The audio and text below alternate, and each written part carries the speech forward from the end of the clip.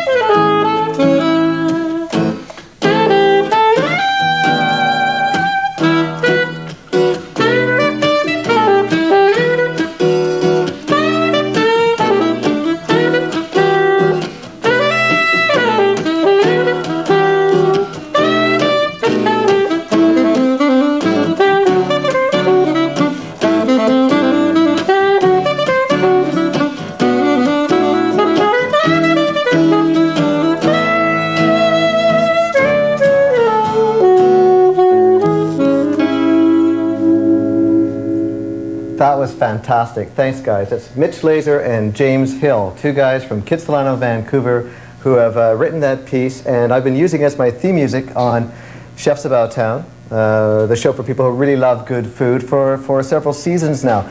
My name is Gary Faessler. Thanks for joining me again tonight. My good friend here is Olivier Andreini, the executive chef of the Dubrulle French Culinary School. Olivier, thanks for being my guest again on the show, no problem. on the new season. Listen, what are we going to do? We have some salmon here. What are we going to be preparing today? Well, we're going to have that salmon with being kind of cold smoked first. Looks beautiful. We're going to see that, I think, later on. Yes, real soon. Yeah. And that's going to be served with a celery roots. It's going to be done two different ways. It's going to be done in a puree, which is already going, and then it's there, was and a julienne, and then blanched. Oh, so we're going to have it, celery root too. Here? Same thing. No kidding. Yeah, so we're going to have it soft. A lot and better here. Okay, so you're going to peel this. Yeah, it's and you chopped it, and you little simmering water. Water, a little bit of salt. It goes in, and we go till it's nice and tender. About now. Okay. Like right now, it's ready to be used. Yeah. So that's going to be our puree. We're going to make a sauce for the salmon. And for the sauce, I need some white wine. Oh, some white wine. Well, we just happen to have a little white wine. What a surprise to have white wine on this show. Yeah. How much in here? Go ahead. About 2-3 cups. 2 or 3 cups? No way. How much that's wine too much? That's fine, Gary. Yeah, that's fine. You're serious over there. No, just a little bit. With that, we're going to add a touch of a rice wine vinegar. I hope the winemaker isn't watching. No, just don't look, Alex. That's okay. Okay. It's just to give a little bit acidity, because the wine is very fruity, and I want a touch of acidity to it. The wine is incredible, isn't it? And I'm going to use a few star anise. Oh, beautiful. Going to go in, and a piece of fresh cinnamon. Fresh cinnamon, okay. Yeah. And we're going to reduce that a little bit. That's going to be our sauce. So it's on the fire, and when you say reduce, we mean that we're going to, on high heat, and we're going to reduce the volume of liquid? Till about a third of that. A third of that, which will give us very intense flavors. The flavor is going to be stronger. And then the licorice of the anise, the cinnamon, the wine, the little bit. So it's going to be spicy and a little sweet and sour. Yeah, well, we have to get something with some taste, because the salmon, like we said, it's a little bit smoked. Right. So to go with that taste, we need something a little bit stronger than usually. Also, the salmon's very rich. It's fatty and being it's rich and fatty, and I mean, it's beautiful. Okay, listen, talking about this salmon being cold smoked, we had to do this hours before. Yep. So you actually have a smoker upstairs, and a few hours ago we smoked this. Yeah. Actually, how long does this stay in the smoker? That was in the smoker for 2.5 hours. 2.5 hours? Okay. We have a little bit of film of this being on the in the smoker and upstairs, so let's take a look at that, and we'll be right back. Okay. Okay, we're upstairs at the Dubrulle French Culinary School with my friend Olivier Andreini, who I just introduced you to downstairs in the studio. And this is my friend Wade Bradley. Hi, Wade. How you doing, Gary? Great. And, thanks. And Listen, we have your Bradley smoker here that we're smoking the salmon in. You were one of the first, Olivier, people to buy one of the Bradley smokers. Yeah. Right 4 years ago or something? Yeah, when we first started making them. And then you were telling me earlier that a mutual friend of ours, Bruno Marty, who owns La Belle Berge restaurant in Ladner, one of the best restaurants in the Lower Mainland, also has a smoker, and you work there too. So the same week we get it. The same week? Yeah. So, well, Bruno knows a good thing. So do you smoke other foods besides the obvious, like salmon? Yeah, well, we smoke kind of whatever we can try. Starting from lamb, going to oysters and mussel and onions to make a smoked onion soup. Really? Yeah. Smoked onions? Any kind of vegetables, mushrooms, potatoes, they're really good because we absorb smoked a lot of potatoes? smoke. Yeah. No kidding. Yeah. But when you open them up, the smoke comes. No, I don't. Nah, like that. No. Okay. But you can smoke tomato and make a beautiful smoked tomato soup. sauce. Or soup, yeah. Yeah, it's great. Or like a sun-dried tomato, spice it up with a little cheese, and it just. I can tell you beautiful. like food, and you like cooking, don't you? Just a tad, yeah. There's a sparkle in your eye when you talk about the sun-dried tomatoes. What about, you were saying earlier about camembert. You can smoke cheese, camembert. Yeah, very nice dessert. End of a lovely meal, you can have some camembert cheese that's been smoked, and it's just subtle differences. And now I want just to talk very quickly about the differences between cold and hot smoke, because I'm sure most people have heard of things being hot or cold smoked. And what is exactly the difference, Olivier? Well, it depends what we want to do. I think it depends where we want to go. Sometimes we want a cold smoke, like today, where we don't let the temperature rise over 90 degrees, so we stay under the 90, because we don't want the food to cook. We just want to improve a flavor to it. Like today we're using an alder briquette for the flavor. Alder wood, yeah. Infuses the salmon with exactly. We just want to give a taste. We not want to cook the salmon. We're going to cook the salmon later on. So we're using a cold smoking process. If you would use a warm or hot system, then it's different. And that machine, that's what is great with it. It can do both. It can do both. Yeah. And so the hot smoking would cook the food. Would start to cook the food. Cook and smoke the food at the same time. Kind of caramelize it a little bit, I guess, like with the onions, for example. Now the discs, I wanted to ask about the discs because I don't know this much about it, but I know that there are different types of wood that you use, the compressed discs, which will infuse different flavors into the meats, fish, camembert cheese, or whatever it is. Tell me about that. Well, on the West Coast, most commonly used wood is alder for smoking. It's ideally used for any kind of seafoods or fish of any kind.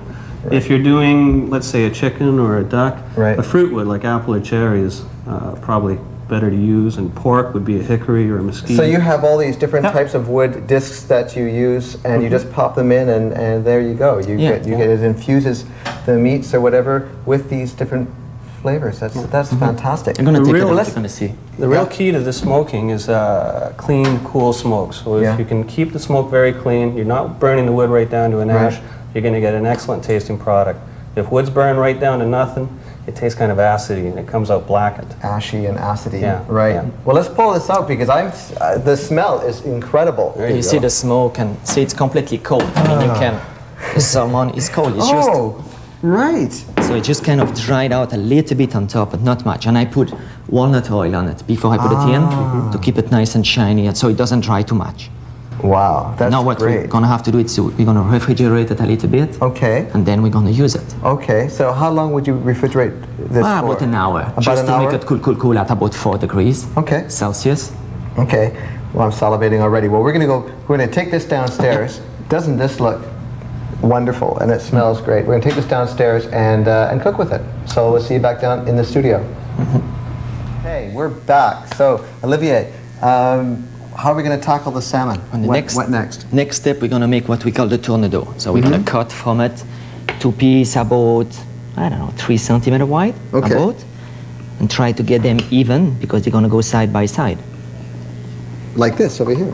Exactly. Right. That's one done. And then what you do, get one way, one the other way, making sure they're about halfway. Then you get that one around and that one around, and you have a nice round tornado. And to keep it that way, we use a piece of string. Okay.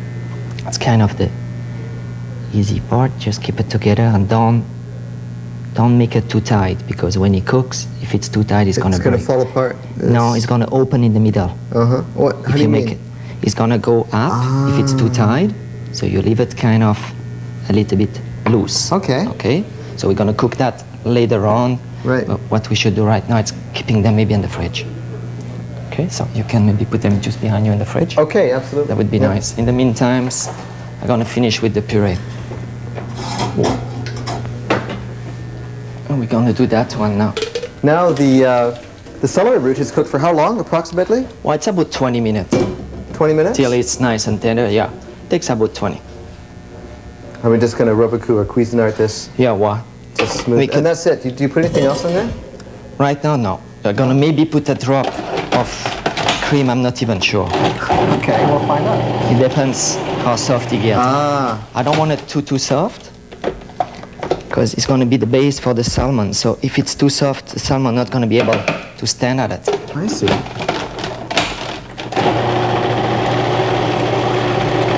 So just make it nice and easy. Gonna season it a little bit. Okay. It's a little rock salt? Yeah, a little bit it's rock sea salt. It's rock sea salt. I like it better. Rock And a sea little salt, bit rock of sea your salt. My pepper mill, my famous pepper mill. rock sea pepper. Rock sea pepper mill. And this is a little white pepper? Yeah, that's white. Yeah, goes on the fish, so it doesn't show too much. So you don't want the black flecks in there. That's why you decided on white pepper. Exactly. I mean, black and white pepper are the same, except the white one is the black one we peeled, more or less. Ah, I didn't know that. Yeah, like green, black, and white are from the same tree. So See, I learn Puree, it's something done. all the time. I do these shows. You never stop. But cooking is like any art, like anything. You never stop learning, right? That's the wonderful thing about it. That's exactly why we like it, because even when we're gonna be 75, if we get that, yeah, if we knock on wood. If we go that far, we're not gonna know it all. It's great. Well, our friend Bruno Marty said it right here on the show so beautifully, and he said, "I think that I would have to live 5 lifetimes in order to learn to know everything I everything. want to know about cooking. At least 5 lifetimes." Yeah, I saw a show with Paul Bocuse and he was saying the same. He said, I'm almost 70 and I don't even know half of it. Yeah. So we have the puree, we're gonna keep it warm. It's just a bain-marie, a little bit A water. little bit of water. Because if you go cold, it's gonna get solid and I want it Can I kind of taste softer. this now, or? Sure, you can taste it now. Because Yeah. I'm starving. Yeah. Oh, it's delicious. The wine there, it's reduced enough. You see, we have about, 2.5 tablespoons left. And it's extracted the all the- colors exactly. too. So, So we're imagine the gonna- flavors as well. We're gonna get out these things. Because I think now it's strong enough. And the next steps we're gonna add just a little bit Of the cream. cream to it to make it nice and white. For the color. Okay. And make sure it's boiling before you add the cream. Otherwise Why is the that? cream's gonna... It's gonna Because the curdle? acidity gonna curdle the cream, yeah. No kidding. Oh, I don't think so. No, okay, well, no, you wouldn't kid me. No, not in a day like today. Just... There we go.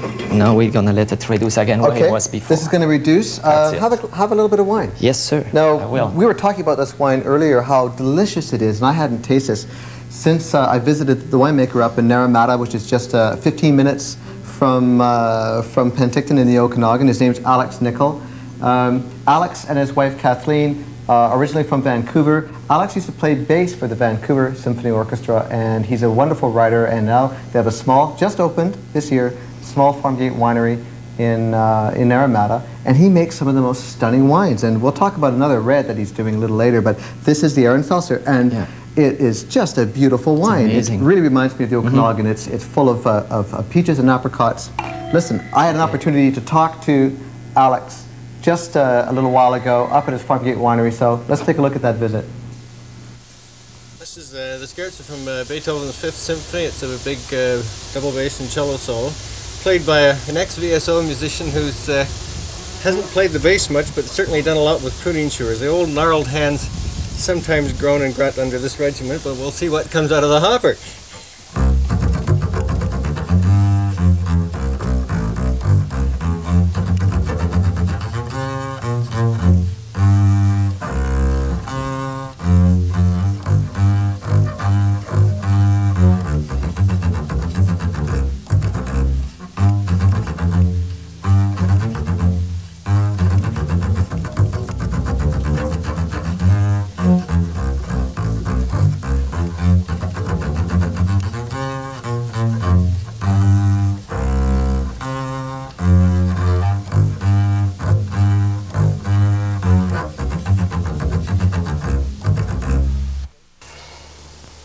Alex, it's great to be here. Nice to have you here. Thank you. At your home. We're here at the home of Kathleen and Alex Nichol in Naramata, and it's a beautiful autumn day. It's the Okanagan Wine Festival, and we couldn't have picked a worse time to come by. I mean, the weather is beautiful, as you can see. It's a typical Indian summer again in the Okanagan. And your wife Kathleen is busy in the wine shop pouring wines for a number of people that have been pouring in here. It's been crazy. But thanks for taking a few minutes out to talk to me. It's a beautiful location you picked. You moved from Vancouver. You were the I was one of bass player. One of the bass players in the Vancouver Symphony. Yeah. And we moved up in the fall of '89. And what we found out here was just an open field. But you're farming now. You're making wine, and you've been writing for a long time. I think you were writing in Vancouver too, weren't you? As early as 1983. Yes. Sure, yeah. But that's quite a lifestyle change. Whatever made you want to do that? Well, I mean, that's quite a prestigious position you had with the symphony. Well, yes. And I was a musician for 25 years, professional musician for 25 years, and I enjoyed it, but my home winemaking took over.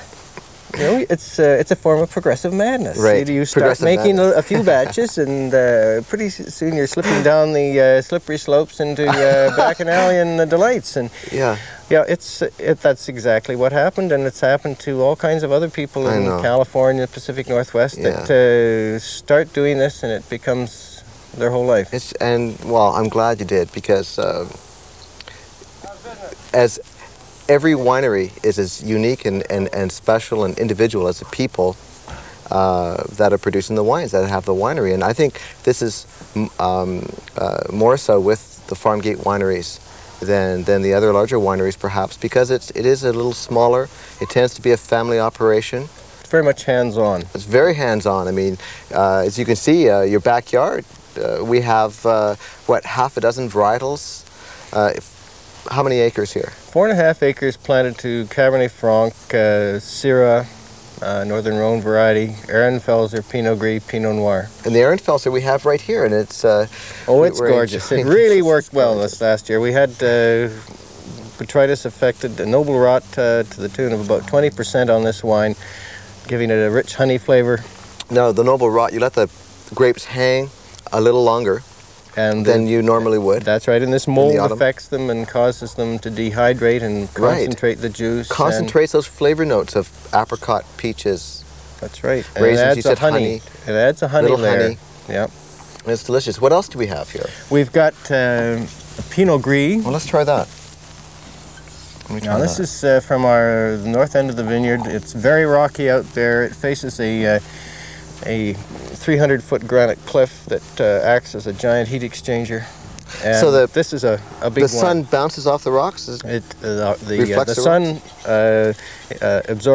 sun casts its rays against the rocks heat up, pumping the heat out at night. Right, so even as the sun's going down, it's still giving off a great deal. At 10:30 at night, it's 26, 27 degrees in the vineyard. Wow. That's amazing. 37 to 44 during the daytime. And what a pretty color too. And you were mentioning before there was a little bit of oak on this? We fermented it in French oak barrel. And just left it there long enough to complete fermentation, and then we racked it off. We didn't want to leave it too long. No, it's a very delicate varietal too. And in other parts, like in Oregon, there's a lot of people heavily oaking, I think, Pinot Gris, which I don't You can make a big style with Pinot Gris, but it's got rich yet diffused flavor elements, and you want to have everything balanced. You don't want too much oak. No. What else do we have here? We've got moving right along. We've got a Verlet, a non-vintage Verlet. That's from the 90 and 91 vintages, and there. The grapes came from Summerlandry, a small vineyard over there owned by Laszlo Vito. Right, I've met Laszlo. Yes, and he and his wife Marga produced very good grapes.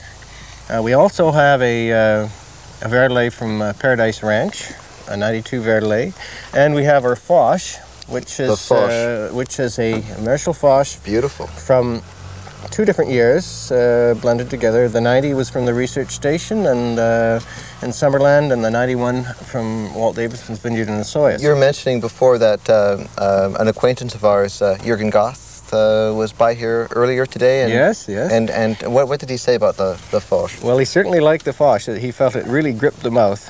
He gripped the mouth? Yes. I haven't tried this yet. So. And he particularly liked the Ehrenfelser. In fact, he came in and he said, if I hear one more word about your killer Ehrenfelser, I'm going to scream.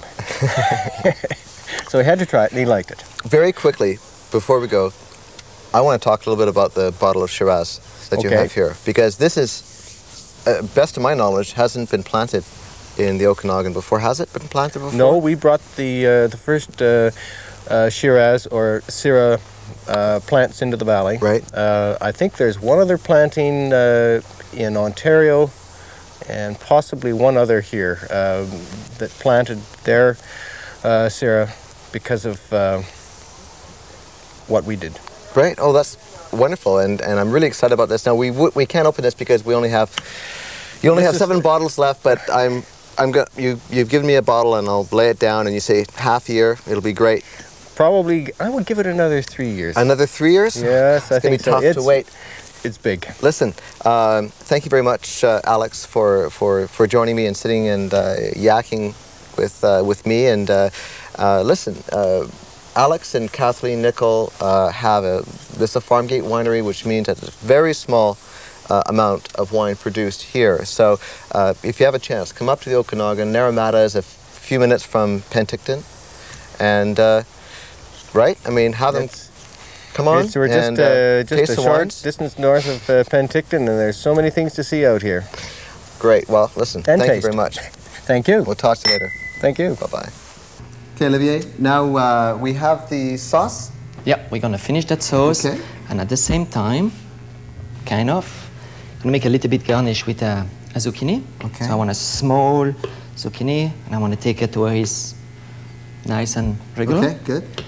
We need a few slices, kind of thin. Do you like small zucchinis compared to big zucchinis? Because some people grow when they grow. Because people have small farms, at home, and some people want to grow zucchinis this big. I don't know why, because I don't think they taste very good. I think when you go a little bit bigger than that, you don't taste nothing anymore. That's it. Yeah. You empty all the middle, and it's horrible. I've had people get angry at me because I pick zucchinis that size, and they said, they want to let it grow. I mean, I think we can see that even at Safeway, no? When I arrive here in town, right.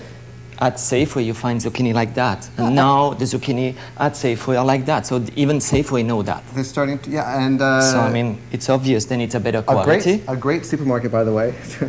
Great supermarket. Can I grab my butter? And leeks too. Grab your butter. Thank you. And leeks too.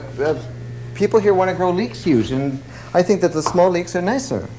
It tastes better. Anyway, I just came up in my mind, so I just thought you're right. Okay. I mean, that's unsalted butter. Sweet butter is what I call it. Sweet butter. Nice, yeah. And it's cut in cubes, so it's easy to incorporate it to the sauce. I want the sauce hot. I want the butter cold. That's why it was in the fridge. Okay. So I got a nice. So that's why it was in the fridge. That's why it was in the fridge. And this is going to give you a nice emulsion. Yeah. And enrichen the wine sauce and cream. Mm-hmm. I just quickly again. There's the Ehrenfelser white wine. Yeah. You could use any kind of nice Alsatian Germanic style wine, Pinot Gris or Riesling or something. Yeah. And the star anise, the cinnamon, the cream. Right now, not a little bit cream, and now the butter. That's it. Another butter, and that's it. Yeah, we're gonna put maybe a touch of pepper later on, and maybe a little bit salt. Just depends. Let me know when I can taste it. Yeah. Because I'm hungry. I know you are. I know.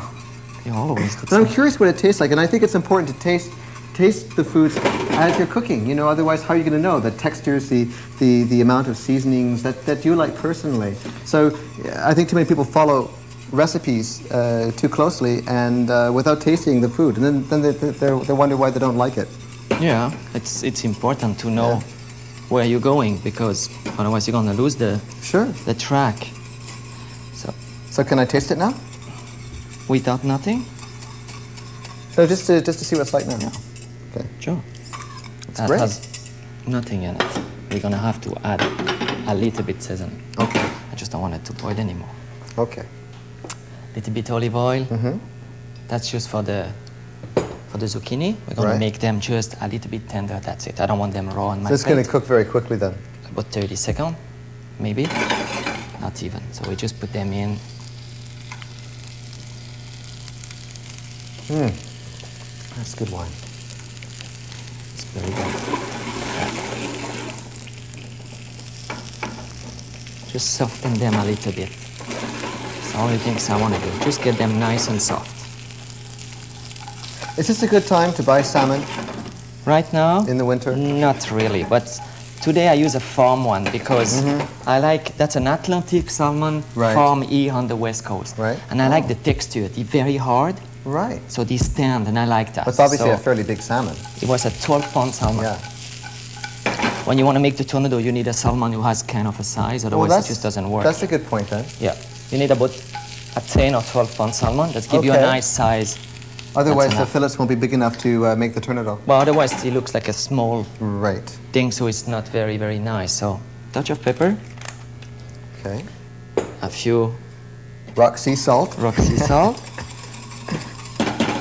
And we are about ready for the sauce. Okay, great. That sauce is going to be strained just to make sure. Now, why do you strain the sauce? Well, because you never know what's in it, and because I. Well, we don't. We know what's in it. We just made it. I don't. Oh, okay. I just like to be sure. Okay. And on top of that, I'm going to put it in a squeeze bottle. If it's any piece of pepper or big, they're going to. And you're going to put it in a squeeze bottle too? Yeah. Okay. Because it looks. I think people at home don't know what we're talking about. That's a squeeze bottle. That's a bottle for the ketchup, mustard. That's right. Yeah, that's a squeeze bottle. So when you're finished with the mustard, you can use it for the white wine sauce. Yeah, don't throw it away. Just keep it, and then you get your sauce in it. So that's going to be the sauce. Going to be very easy to use. I'm not going to have sauce all over. Let's just see this. See? Oh, it's nice. Oh, that's very nice. It's delicious. I hope so. Now we're going to plate this. Yeah, we're going to plate that. Warm up the sauce a little bit. Just warming up. We're gonna have to first cook the salmon for 1 second. Okay, but we're gonna do that when we come back. We're just gonna take a quick break now, and we'll be back in 60 seconds. Okay. Kitchen facilities provided by the Dubrulle French Culinary School. I'm absolutely starving. Yeah. And we just have a few minutes to plate this. While you're doing that, I want to mention very quickly, and I was going to mention the red wine that my friend Alex Nichol produces. This is the first time in British Columbia that anyone has produced a Syrah. And as you can see, there's no label yet. This will be hopefully out in a year or so. And it's a Syrah. This is 1992. Now, we don't have time to open it, and he asked me to keep it for 3 years, just to lay it down for 3 years, and then it'll be ready. But I'm very thrilled that he gave this to me. Great wine. I think that's kind of nice and rare. Yeah. And we usually you can tell by touch, right? Yeah. We usually would take them out and let them sit for about a minute, so they finish the cooking. But because we're a little bit in a rush, we just take them out. Don't forget to remove the string because it doesn't taste very good. No, but it still has all those juices and the salmon and it's lovely, but it's just string. Put the salmon on it. Oh, I see. That's great. So now we're building. Beautiful. We're having the. Mark, how much time do we have? Our sauce that you made. Yeah, we gotta wrap it up. Okay, not much time. Just a little bit. That's great. Okay, well, as we're doing that, Mitch, James, why don't you just send us out? Listen, thanks for joining me on Chefs About Town. My name is Gary Faessler. My guest today has been Olivier Andreini, the executive chef of the Dubrulle Culinary Arts School. Okay, guys. Good night. Good night.